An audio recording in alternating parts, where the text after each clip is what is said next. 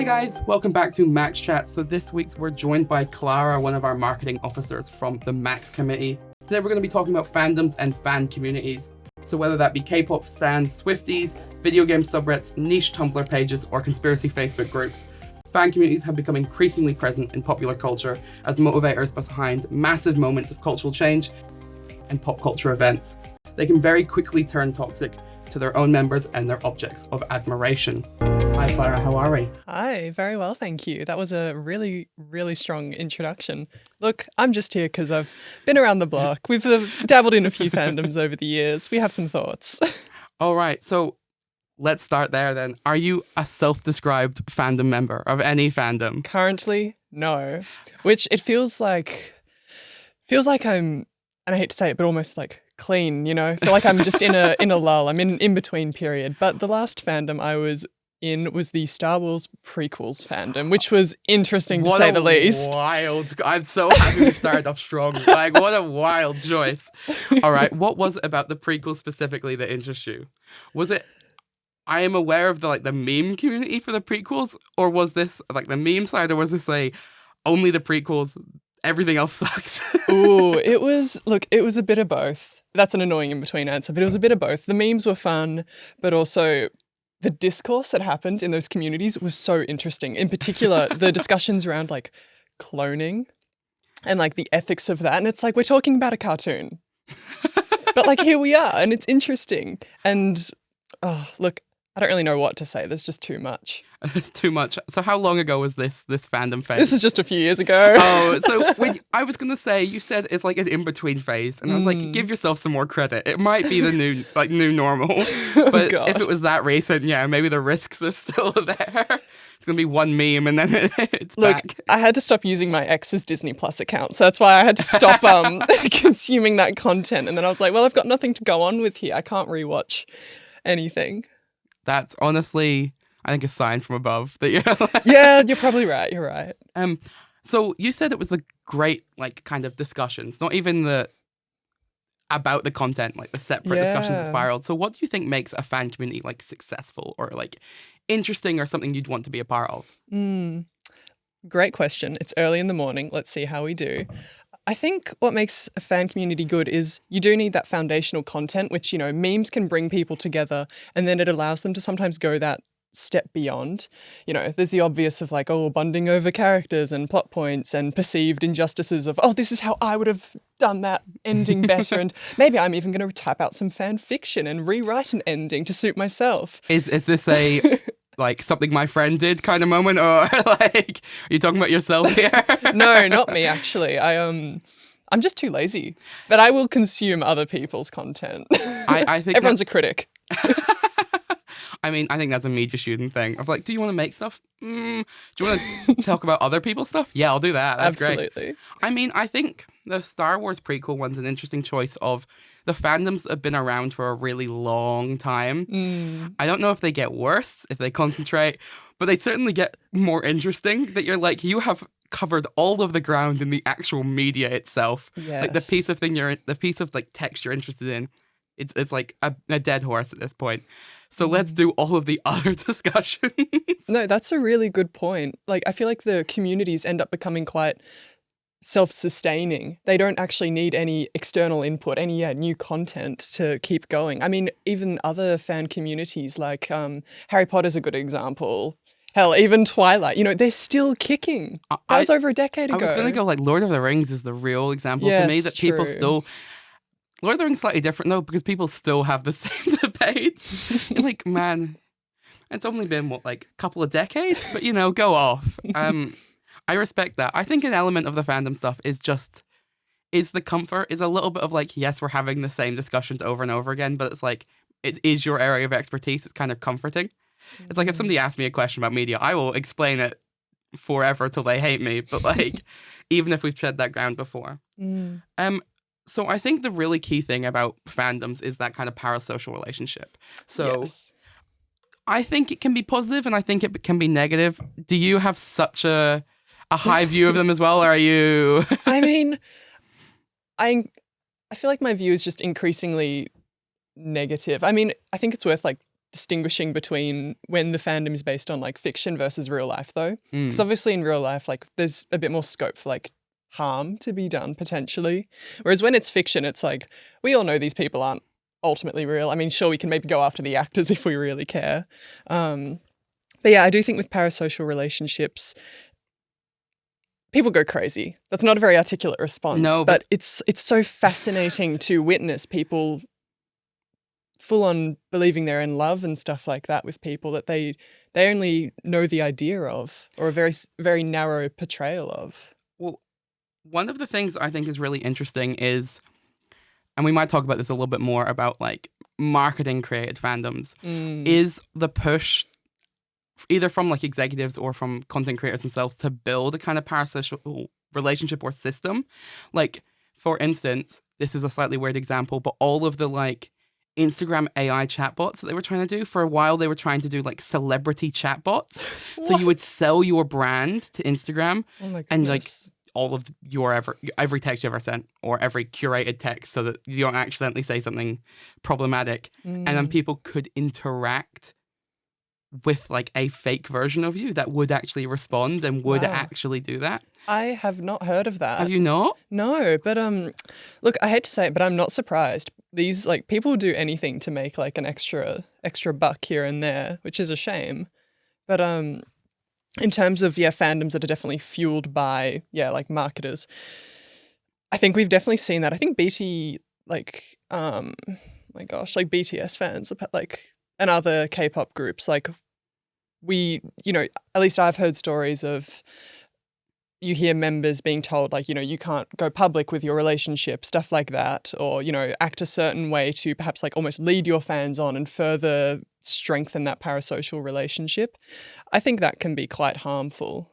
I mean, when is making money? Hi guys, we've worked out capitalism is exploitative. I think it's a really interesting observation, and I don't actually have a reasoning or logic behind it, that so much of the parasocial relationship stuff that we do see is really problematic or is resulting in kind of the stalker illegal stuff is so much about like relationships and sexuality. Like K-pop stans and the whole like secrecy around relationships is something that's existed for a while. But then I think deep cut, like the Jonas Brothers in the early 2000s had to wear purity rings. Yes. Like, it was a whole part of their like Disney brand that they wore rings about how like chaste and good Christian they were. Yes. There's so much stuff about like you can't be a full human being. Like, this facet of your life is incompatible with all of the crazy fans. Yeah. And also I think that taps into a real sense of entitlement that some fans or even like, marketing managers may expect. We expect such like detail. We expect these people to offer up, their deepest, darkest secrets for us so we can feel closer to them, or to sell a product which is them. Yeah, I mean, probably the oldest example of like a really strong fandom would be like the Beatles. From like, or at least the first real public attention of like, oh, this can be a marketable audience. Like, you can get millions of people in a stadium.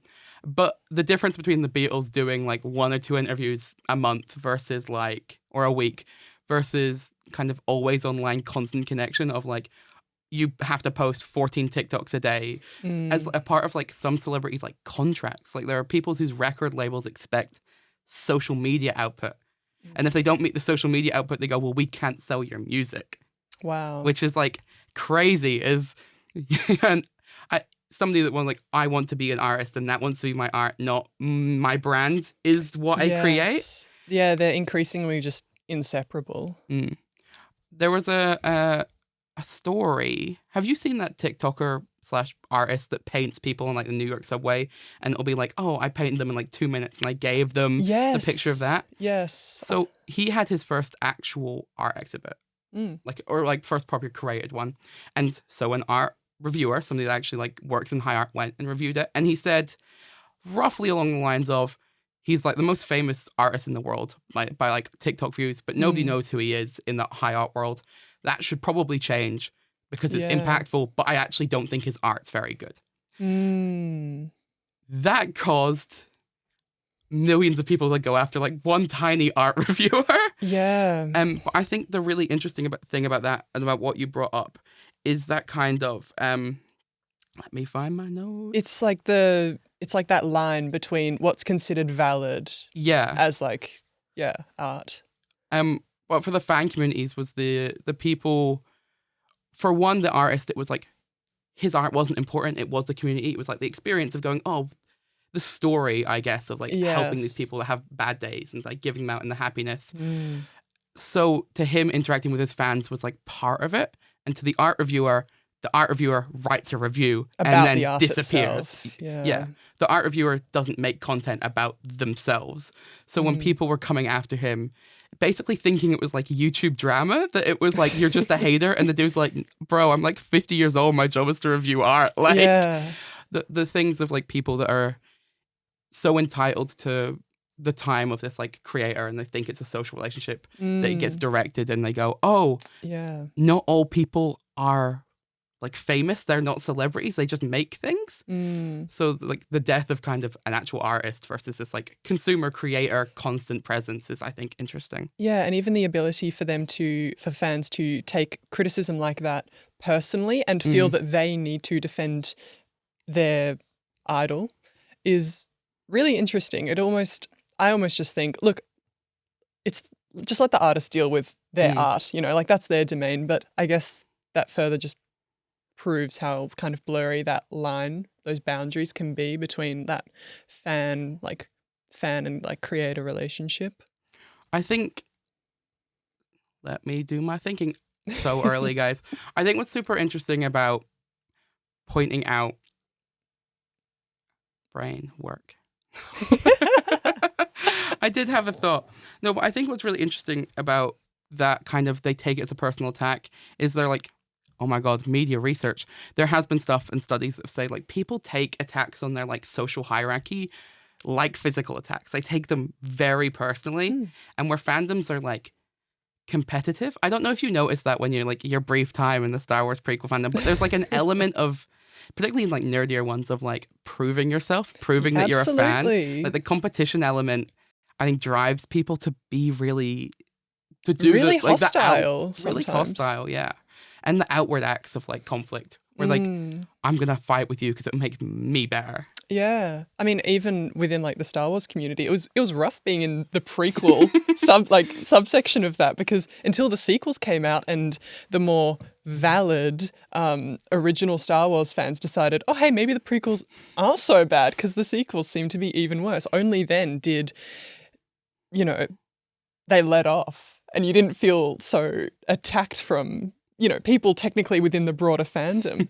It's very odd. We all like the same thing, guys, but you like it slightly differently to me. Exactly. So I hate you.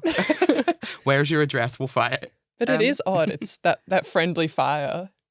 That, yeah, like even within the fandoms themselves, there's such hostility, and I'm more valid than you, and I know more than you, and I've dedicated more time than this to you. It's like, okay, but let's just be nice, okay? Let's include people. Like, I thought, you know, you're touting how great your fandom and community is, but like, it doesn't seem very friendly right now where I'm standing. Anyway. No, I think that's a good point of the slow shift, and maybe it has to do with like older fandoms as well. Certainly when you like discover somebody's still a fan of a media that you watch as like a child, that like it does get this slightly toxic element because they were so used to like being degraded. Like I think especially nerdy things or cross-cultural things like being like a K-pop fan in another country and that they're used to it kind of being as like an outsider group. Yes. And for brief periods of time, it's like welcoming of like, oh my God, there's other people. And then after a while, they're so used to being attacked that it becomes attacking other people as well. They're so used to having to prove their kind of commitment to the thing they like that they end up having to prove it to the people that already like the same thing. I don't really have any strong like insights on that. I just think it's ultimately people, I guess, just lose sight of what is important and what the fandom is meant to be about. I mean, do we have any positive examples of like fandoms that we've seen? Cool things? I mean, I think they all start out pretty wholesome, pretty fun. Wholesome examples though. I mean, like, for example, the fandoms that do things for like charity.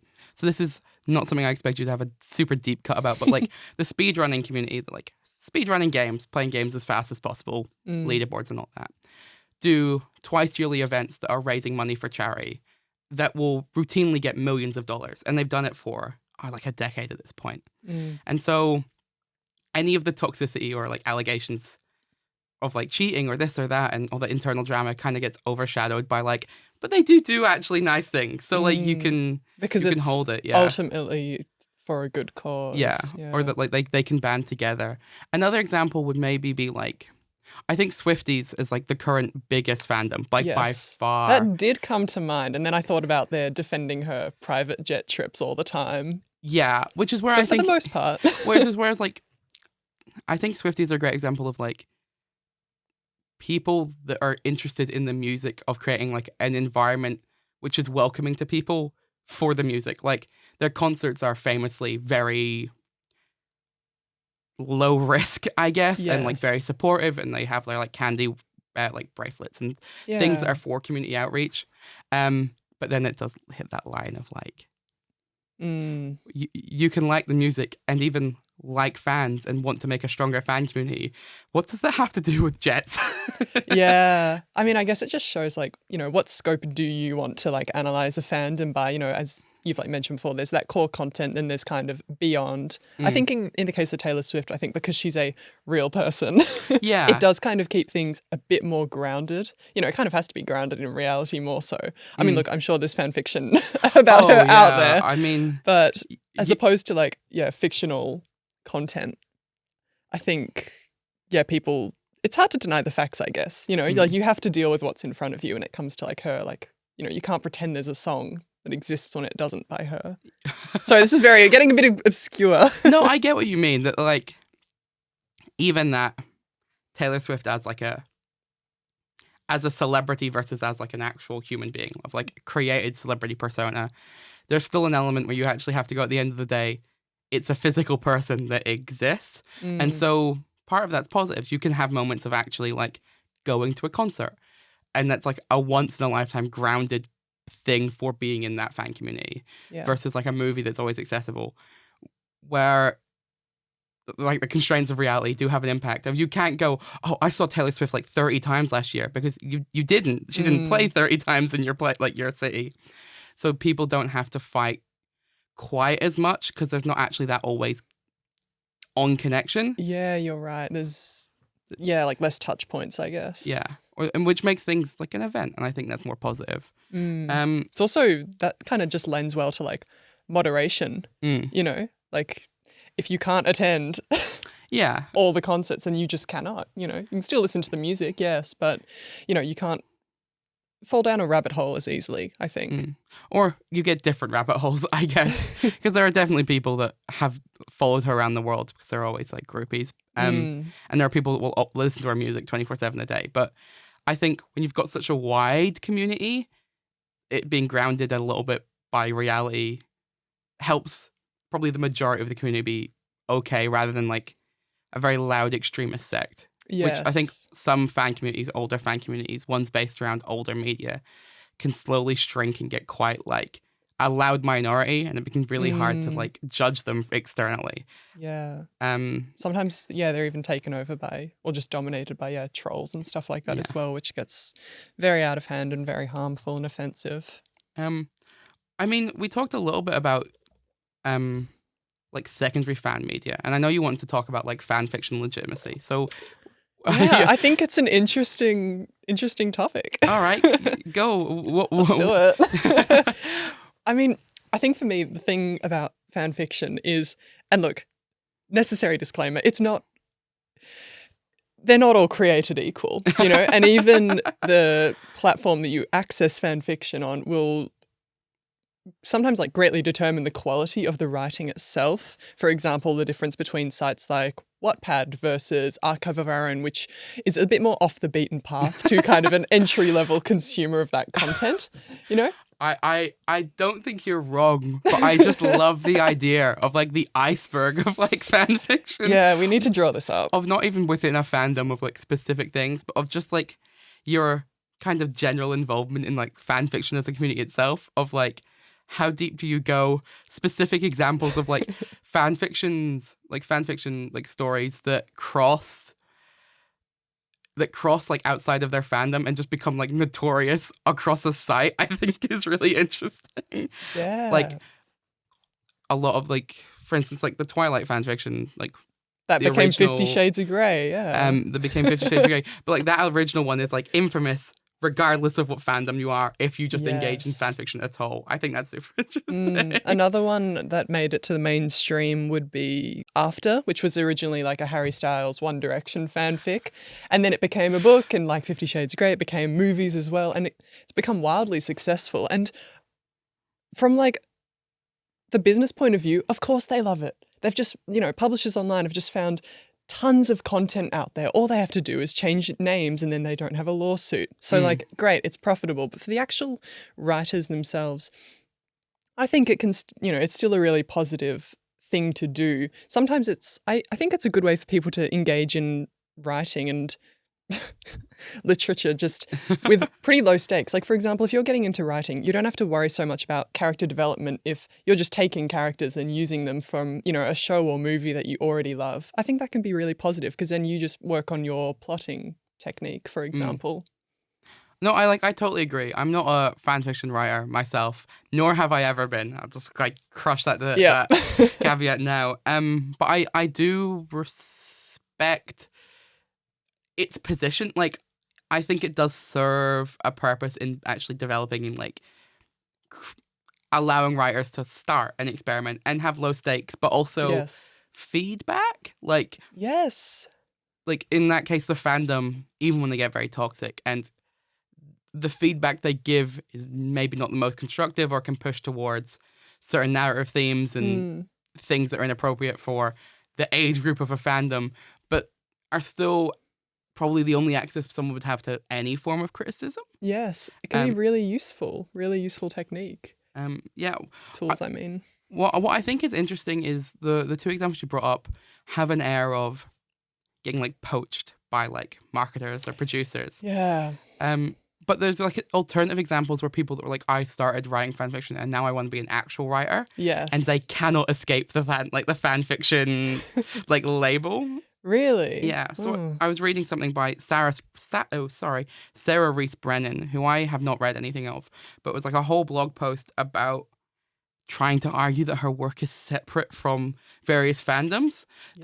Once you've got the fan fiction label, fandoms and people within them would like come after her to go, oh, well, this story you wrote is obviously just this, or it's obviously just that. And she'd be just like, I have never watched or read any of that media in my life. Yeah, that's very reductive. Yeah, or it was hard for her to shake like her own legitimate thing, or to establish her own legitimacy. I would say in that case, like traditional publishing houses, they're kind of acting as gatekeepers, because I mean, you can self-publish work. That does tend to be harder if you want to set up your own little publishing house, though. Obviously, I don't know the details of this, but I almost think, who's gatekeeping it? You've got the traditional publishers, but also I think some of it may be friendly fire. Sometimes people may not want you to move beyond the fandoms and the characters you're writing in and your standalone stories as a result. I mean, the fandoms in general, there tend to be a lot of, girls, gays, and theys. So are we just like hating on, content that is like fan fiction content that's typically produced by people who, aren't always I cannot articulate this well, but they're not always at the forefront of like mainstream publishing and stuff like that. Well, she did talk about that of like the stories tend to dabble in romance a bit more. Is that so bad? Yeah, or even just the fan fiction label as like derogatory in of itself largely stems from its like largely female and like queer authorship and like user base. And I think that a little bit she did bring up ties back to that thing of like being an outgroup by kind of definition leads to feelings and spite and like extremist actions when somebody does actually engage with like the mainstream group that was like you were part of the outgroup and then there's some spite going back. Or she said, like, for instance, being part of that fan fiction like label would mean like reviewers and other people and commentators would go, she obviously just got the book deal because they thought it would sell to her fan fiction writers, like, or her fan fiction readers. And she'd go, the fan fiction readers read fan fiction. They don't actually want to read my other novels. Like, she's getting kind of shot on both sides, where she can't shake the label, so she gets attacked for it. But the people, she doesn't get any benefit from the label either. That's really sad, and I can't really think of a way forward for her. Not that she's looking to me for advice, but like, what a tough situation to be in. But yeah, so I think it's a weird struggle that you think, oh, if you're doing this and it's a great example of ability, like a chance to develop skills. Like a lot of very young writers, like tweens and teens, writing so they can get better, so that then they can eventually write their own books. Yeah. Because up until very recently, the idea of even making mass money off of your own fan fiction was wild. It's a little bit makes more sense now with like Twilight and 50 Shades of Grey that path does exist, but that was inconceivable. So that was never anybody's real plan. Yeah. But at the same time, they're being held back by preconceptions that they can't be more than that label. It kind of sucks. Yeah. I mean, I feel like that would tend to happen with most of those kind of developments. You know, often the breakthrough happens of, these like authors can break into mainstream, and then eventually, as things get normalized, I guess, people view things more like neutrally and favorably and as valid works. Oh, but that's what I was gonna say about like the female like legitimacy argument, or like writing as women with a fan fiction label. Like the legitimacy is people would pick up on little references she'd make to like massive texts that is like just like a reference or like a vibe to like, oh, reference previous fantasy work or science fiction like behemoths, and go, male authors get like not even just get away with it, but are like praised for like their subtle reference and inclusion of like more complicated themes than this, and she's just like, oh, another fucking fan fiction writer, you know? Like, the perspective is not even just like they get away with it and she doesn't. It's like they're praised for it and openly hostile to her. Openly hostile, yeah, which I just think is very shitty. Yep, just sexist, sad, and I think the thing is like this is, even if you want to like look back in time in literature, that's always like unfortunately happened, and that doesn't excuse it, just explains it. You know. Well, yeah. Fan fiction and fandoms are really hard to stay positive about. I think it's very easy to go in that negative one. I mean, I think to actually have an experience in one though, depending on, you know, which kind of maybe sub-community within a fandom you stay in, it can still be a really positive experience. Yeah, I think it's worth saying that at least. Oh, no, I think it totally is, but I think it's the positive things about fandoms are kind of Gnostic. They're like you being there. It's not really like a thing that somebody else externally can look back on as like a positive experience, because it's so personal and it's so like personal and relational. Yes. That it's very hard to like look back at anything and see nothing but like the moments of the worst bits being concentrated and like sticking out into the mainstream. Like you can't go, oh, somebody like being part of a fandom writing fan fiction and going, oh, I got a great comment that like was so supportive but really helped me. Like that might be a very important moment in someone's life, but it's not noticeable from the outside. Yeah. I also think we tend to see the worst moments from other fandoms. You know, like unfortunately, you know, people just love bad news, you know. So when something crazy goes down, you're going to know about it even if you're not in the fandom. And I think perhaps that like lends to those like negative perceptions as well. Oh, there's certainly an element of like selection bias of like, you're only getting the newsworthy content, you know? I still think it can be good though. One of the things that I thought was interesting is like legitimate fan creations would be, this is a really weird thing, but there was a collective of editors working out of like Canada that would take films and do like vaporwave edits of the films. So like they would be like 2 hours long and they'd be really weird, but they developed a fan community so slowly, like they were actually playing in cinemas. Wow. That was like people's like fan edits basically. Yeah. I don't want to say that because they're like, I genuinely think works of art, but it's like the term fan fiction though. Like you feel like you say fan edits and you feel like it's reductive, but it really shouldn't be. It really shouldn't. But I thought what was a good thing to bring up would be, in contrast to fan fiction, of like it's like slowly did attain some like legitimacy of like it was actually at film festivals, it was actually playing in cinemas, versus fan fiction where it's like it gets legitimacy, but it doesn't. There's a weird tension there between legitimacy and the fan community side, where people don't necessarily celebrate authors escalating or like works being recognized or converted into like movies and stuff. There's a weird element of tension there that I didn't see in like this movie example, which I just thought was interesting. Yeah, that is interesting. I think maybe it has to like that's happening because of differences between literature in general and film industries, like those kind of fundamental differences. Like film it can perhaps be a bit more attention grabbing, and those like creators can be a lot more decorated with, oh, we were in a film festival, we did this, we did that. Whereas with literature, it's kind of, well, I made the jump and I got published and I have a physical book to show for myself. But and yeah, there are some book awards you can enter, but maybe there's just less scope for getting those kind of badges of honor and authenticity and legitimacy that some people think you need. I think that is probably a decent point, that like even a division between like author that writes for a living, doing like short stories and writing for like publications and doing things, versus like the things you think of as an author, where they're like behemoths, where like they publish a book and it is very successful, versus just like the actual day-to-day life of most authors and writers.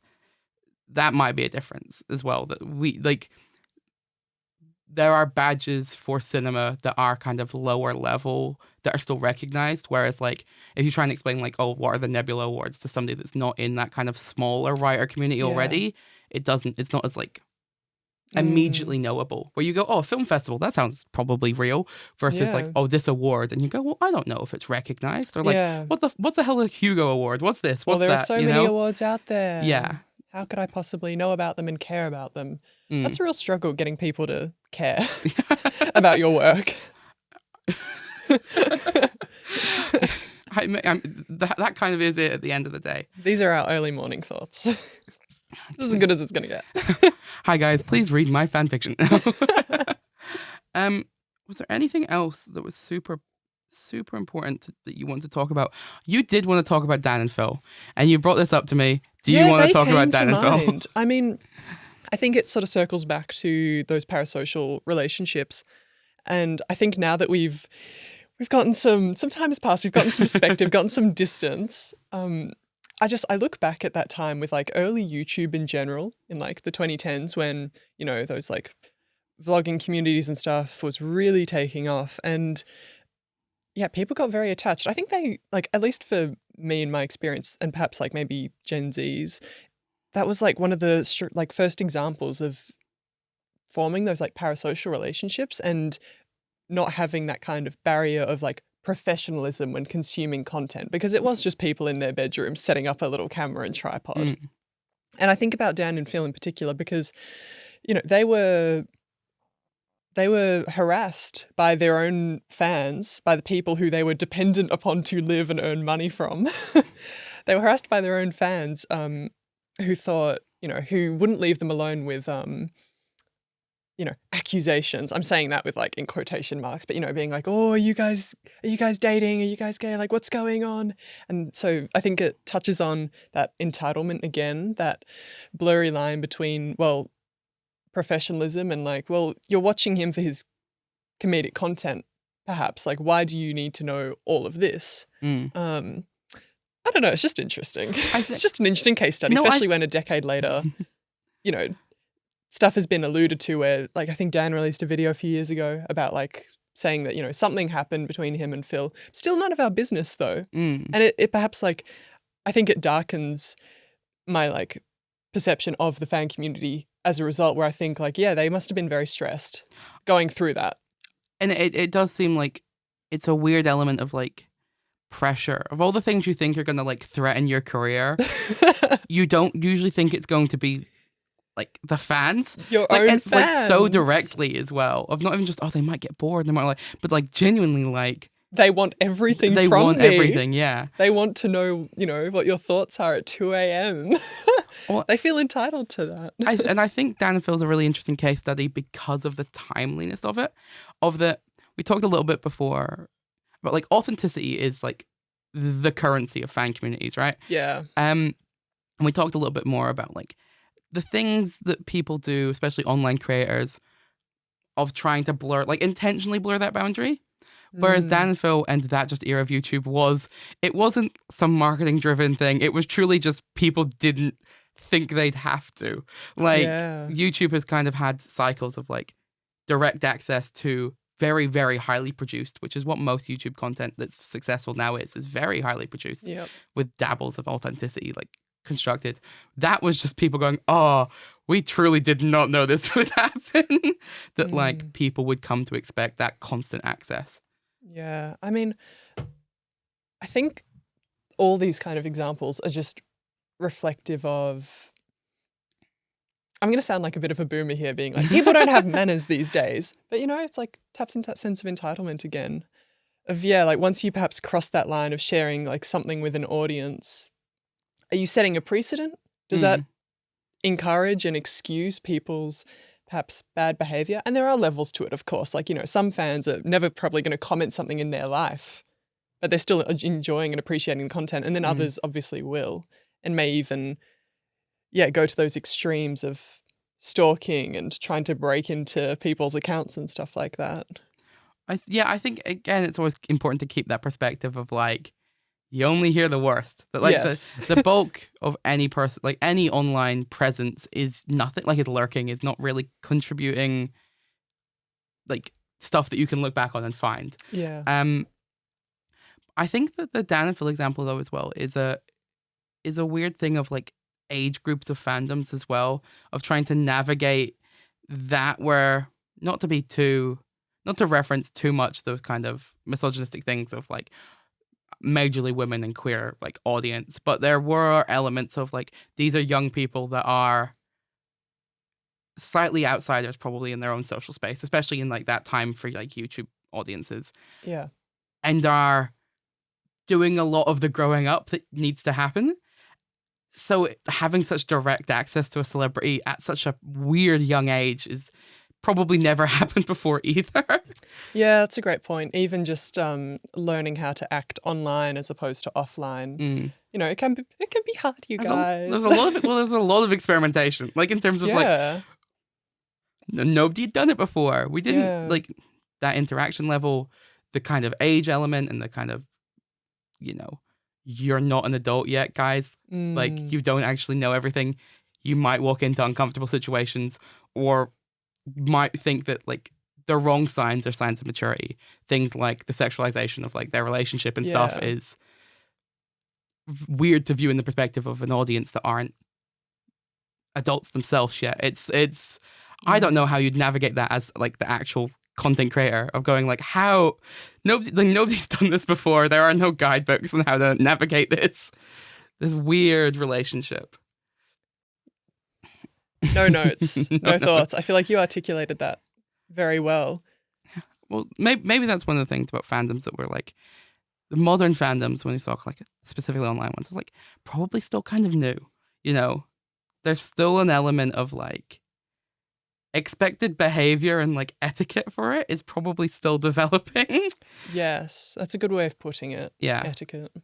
And I think looking even at like old Dan and Phil versus maybe slightly newer ones, creators know what to expect more, audiences know what to expect a little bit more. Yeah. Hopefully there's less. There will still always be problems, but hopefully it's a little bit nicer going forward. I do think a lot of creators tend to hold back perhaps a bit more these days though, because of those early examples we have where we were like, oh, that stuff can get out of hand pretty quickly. Like creators do need to, I guess, just protect some of the information a bit more, especially when you hear stories of people rocking up to your house. Well, that was the thing that really interests me. So the AI chatbot thing I talked about, I don't know if they've launched in all countries or if they were just like kind of promoting it for a bit, or what's actually happening, because it kind of disappeared for a moment. But it is a thing that I definitely saw, was that one of the people that were like not necessarily through like a major platform, but was a person called, let me Google it, Amaranth, which is like a Twitch streamer, OnlyFans, Patreon, that kind of right, like that digital realm. content creator, is doing that, wants like a personalized like AI chatbot for people, but has had problems of stalkers showing up at her house, and they had to be arrested. And I'm just like, I don't know how to deal with that. Of the real life negative consequences have already happened, but the kind of machine to push for this personalization keeps going forward. Yeah, I think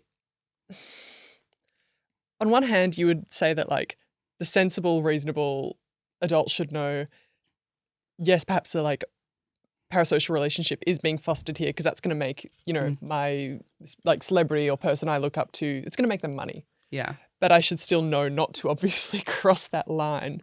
But at the same time, it's like, and I'm not excusing it, but you do sort of understand how people can get to that point of becoming so infatuated or obsessed, because those kind of like emotional pathways in our brain are very much being tapped into and exploited.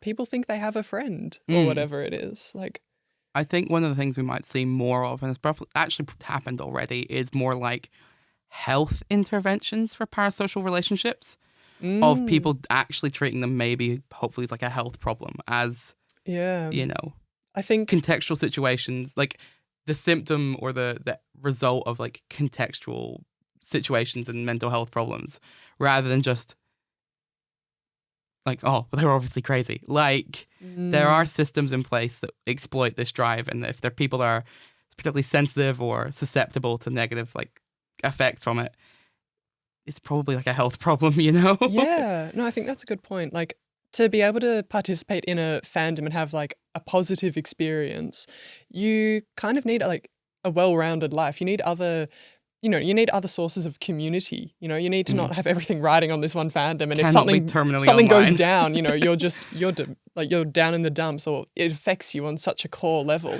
That is Tumblr goes down for like 2 hours,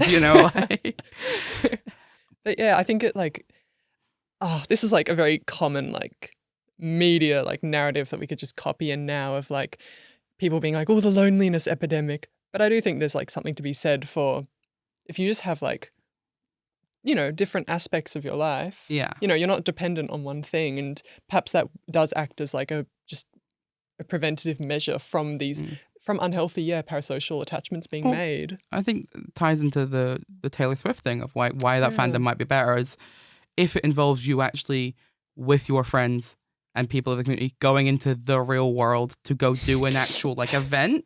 Yeah. That is it's still the fan community, but it is a different expression. That like, or like what I was talking about with like the speedrunning games charity, is like, it's a different expression of the fandom. Like that. Yeah. It's not just like, there's some variety in life, that it's more than just the online discussions and like drama and beef and like, kind of canceling, honestly, is at the same time it becomes an actual like new aspect of your life. We have like touch grass moments. Like you're getting outside. If you're going to build a fandom, guys, build in your touch grass moment.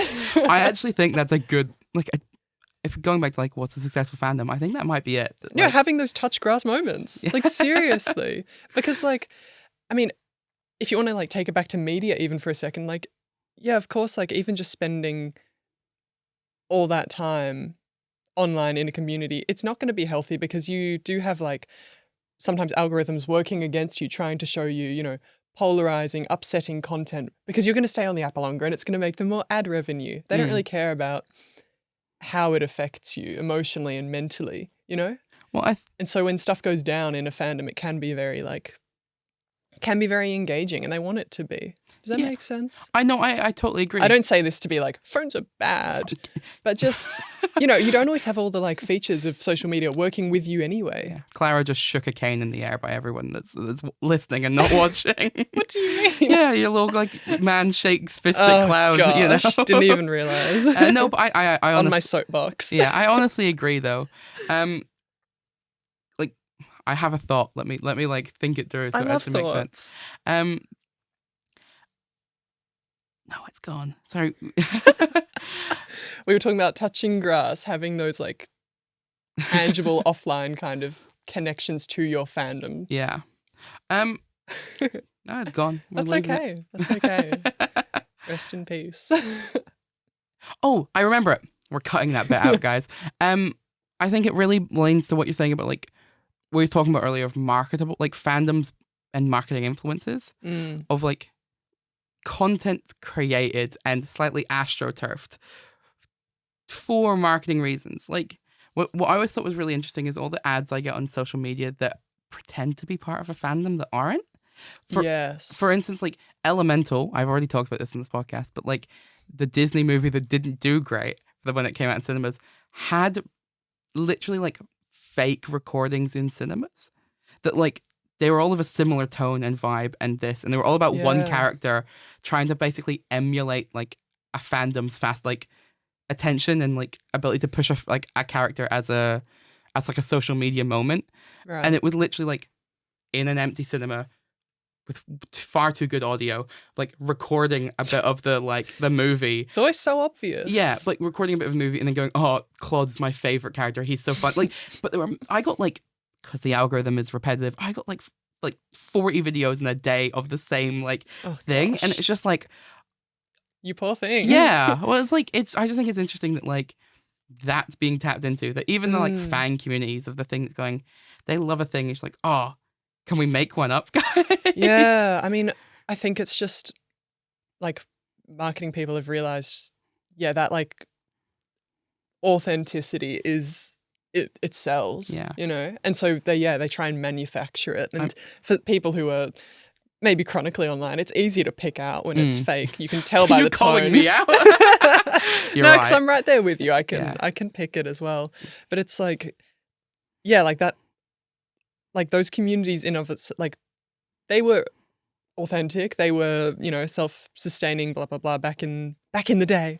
But now here we are where businesses have realized, oh wow, that's actually very lucrative for us. Let's try and use it to our advantage. And like la-di-da, here we go. Here are the results. You have Isn't that illegal anyway? Like fake recording in cinemas? Yeah, well that's the thing. And it was also like the audio was like too clean. It was just like it was all the same vibe. It wasn't really like it was the way it was written and talked about was like too clean. You know what I mean? For like actual people on the internet talking.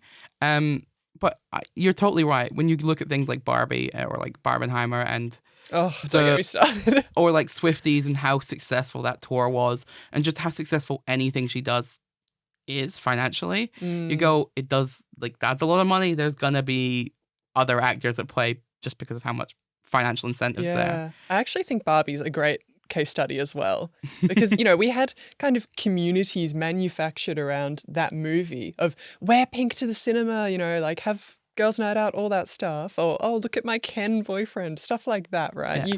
You had these kind of like, these different paths you could go down within that community. But at the end of the day, it was all still constructed by Mattel, you know, and like the other producers and stuff of the movie. Or they all certainly leaned into once a little spark happened, Yeah, and I mean, I guess that's like kind of the question, like how much of it was fans, you know, furthering like the hype, or was it predominantly like just a bunch of marketers in a room being like pretty smart and hacking, you know, our social media? Yeah.